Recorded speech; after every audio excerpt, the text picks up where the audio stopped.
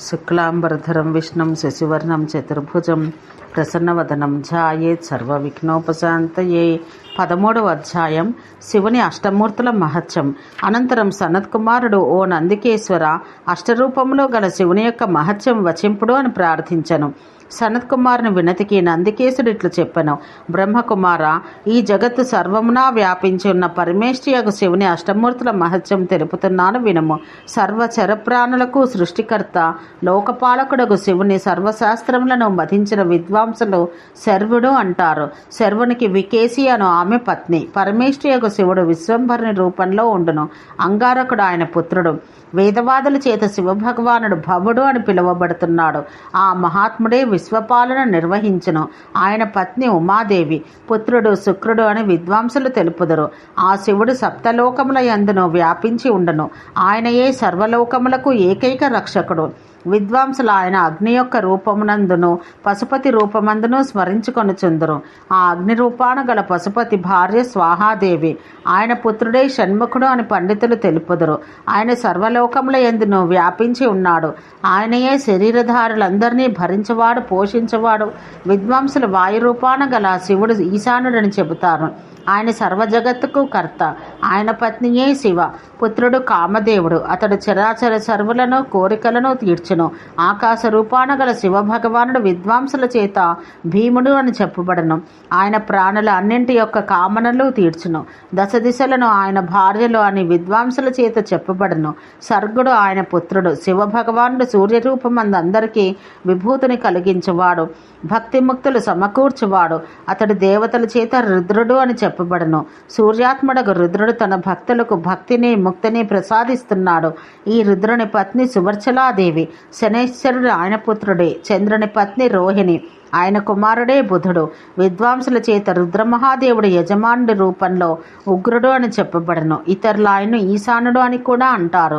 ఆయన దేవతలకు హవ్యాన్ని, పితరులకు ఇవ్వబడిన కవ్యాన్ని చేర్చును. యజమాన ఆత్ముడకు ఉగ్రుని పత్ని దీక్ష. అట్లే పుత్రుడు సంతానమని చెప్పబడను. ఆత్మల యొక్క శరీరమందు గట్టిగా ఉండు కొంకణాది భాగం శివుని పార్థివ శరీరం.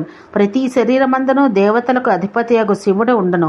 సర్వ వేదార్థాన్ని తెలిసిన విశేషజ్ఞులు, తత్వాన్ని తెలిసిన వారగు విద్వాంసులు ఆత్మల యొక్క శరీరమందు మార్చుటకు వీలు కాని అనగా అవ్యయమైన కఠినమగు పదార్థం ఆ మహాత్ముడగు భవని యొక్క అంశమే అని తెలుపుతున్నారు. శరీరధారుల శరీరమందుండు ఆగ్నేయతత్వం పశుపతి యొక్క భౌతిక రూపంగా తెలియబడుచున్నది అని తత్వవేత్తలు తెలుపుదును. అట్లే శరీరధారుల శరీరమందు గల వాయవ్య పరిమాణమే నిస్సందేహంగా ఈశ్వరుని శరీరమని విద్వాంసులు భావిస్తారు. తత్వాన్వేషణ యందు ఇచ్చగల వారందరూ శరీరధారుల యొక్క శరీరములందు గల తేజం భీముని శరీరంగా గణనింతురు. శరీరధారుల నేత్రాదుల యందు గల చంద్రాత్మక మనస్సు విద్వాంసుల చేత రుద్రుని బహురూపంగా గణించబడును. శరీరధారుల శరీరం యొక్క వాయవ్య పరిమాణం నిస్సందేహంగా ఈశని శరీరమే. తత్వాన్వేషకులు సర్వశరీరధారుల యొక్క శరీరములందు గల సుశిరము భీముని శరీరం అని భావిస్తారు. శరీరధారుల యొక్క నేత్రముల యందు గల కాంతి రుద్రుని ఒక రూపంగా తత్వజ్ఞానుల చేత భావించబడింది. సర్వ శరీరధారుల సర్వ ప్రాణుల శరీరములందు గల చంద్రరూపాన స్థిరమై ఉన్న మనసు మహాదేవుని రూపం. సర్వ ప్రాణుల శరీరమందును గల యజమానుడు అని పేరు గల రూపం ఆత్మతత్వ విధుల చేత శివుని ఆకారం అని చెప్పబడుతున్నది. చతుర్దశ యోనుల యందు ఉత్పత్తి అయిన సర్వ ప్రాణుల యందు అష్టమూర్తుల కంటెను వేరేమీ లేదని ఋషిగణాలు తెలుపుతారు. అనగా సర్వ ప్రాణులను అష్టమూర్తి యందు సమాహితములై ఉన్నవి. వారు దేహధారుల యొక్క అంగములు ఈశ్వరుని అష్టమూర్తిమయములను చెబుతున్నారు. సర్వ ప్రాణుల యొక్క శరీరములందును ఆత్మ 8వ రూపం. నీవు క్షేమం కోరుకొన్న ఎడల సర్వలోకములందునూ వ్యాప్తుడైన విభుడగు శివుని అష్టమూర్తిని సేవించము. అష్టమూర్తి శివుని ఆరాధన చేసిన ఎడల ఏ ఇతర వ్యక్తి యందైనను ఆయన దయ ప్రసరింపగలుగును. లోకమందు శివుని అష్టమూర్తుల యందును ఏ రకమైన మూర్తిని నిగ్రహించినను లేక విఘ్నం కలిగించిన ఉపేక్షించిన అది శివునేడు చూపించిన అనాదరమగును. ఏ వ్యక్తికైనను భయం నుండి రక్షణ కలిగించవలను.